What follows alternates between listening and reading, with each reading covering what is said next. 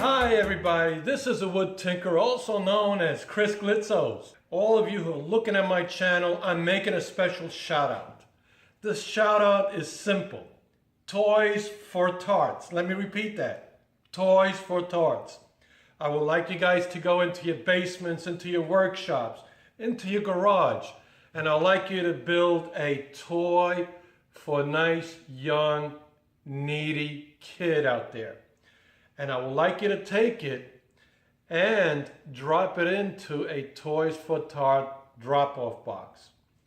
For those of you who would like to copy this design, email me and I will be more than happy to email you the same layout and design that I did so you could copy and make one for yourselves. If you don't have the facility to make a toy, please go out to a toy store, pick up something off the shelf and drop it at a drop-off Toys for Tots facility. So with no further ado, let me show you how this one was done.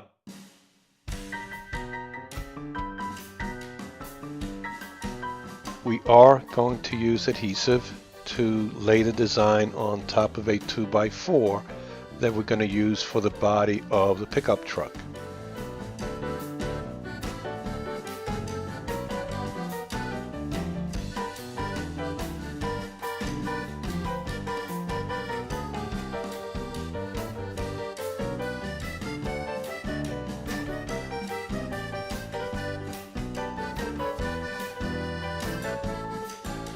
I am using a scroll saw for this project, but if you do not have a scroll saw, a bandsaw will do. But if you don't have none of these two tools, a regular handheld jigsaw would do the job just as well.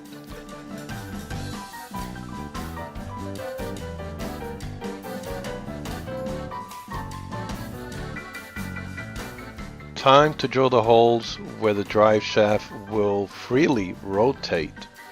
I'm using a 3/8 of an inch drill bit. It could be slightly larger for ease and freedom of movement.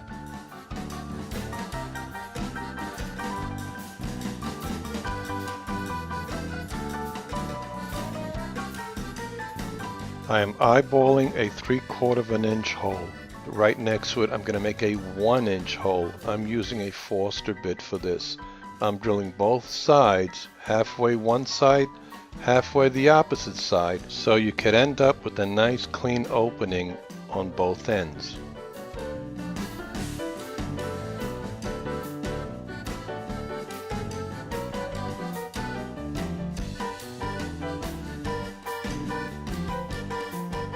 Use a 1-inch Forstner bit to make your first hole.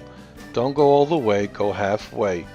Use a magic marker to mark the depth so you can make every single cut the same depth.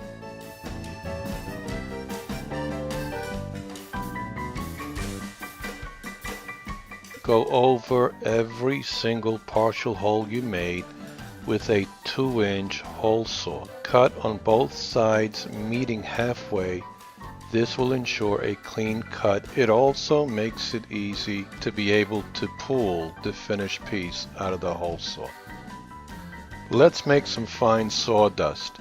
All pieces need a nice soft touch. No sharp edges on this build. The wheels have to be nice and soft, the fenders, the body, everything has to feel nice, soft, rounded edges. It will require a lot of sanding, so be prepared for this.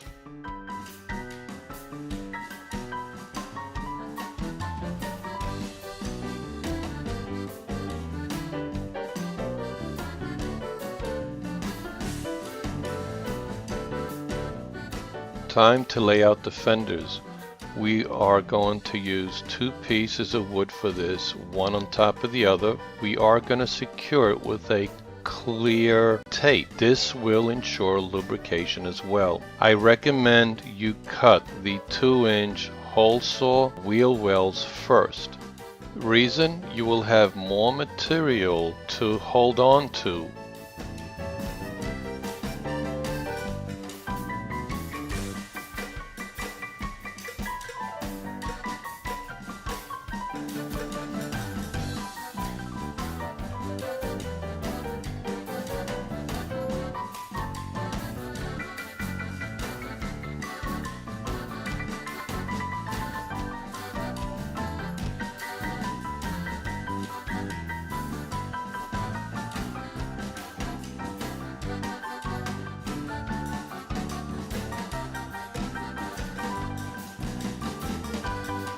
To save some time, I'm using a router to round off the edges.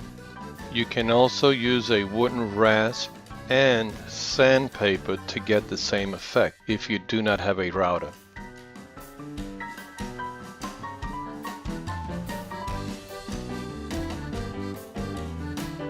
No sharp edges here.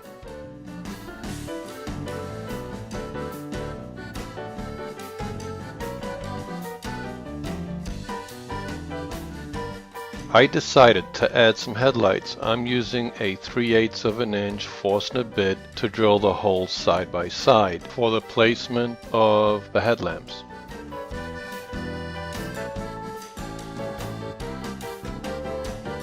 Cut a dowel approximately the length of the headlamps and round off one corner, and that's how the appearance of a headlamp is made. There are two ways to fasten the axle to the wheel. One is glue it directly to the wheels.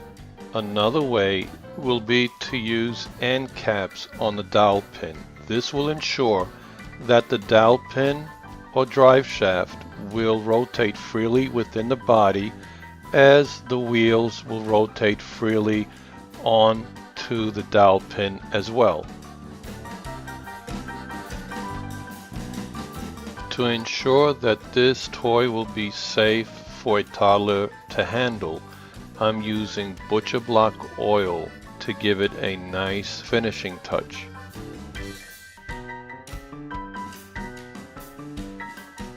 Zoom zoom. Brrr.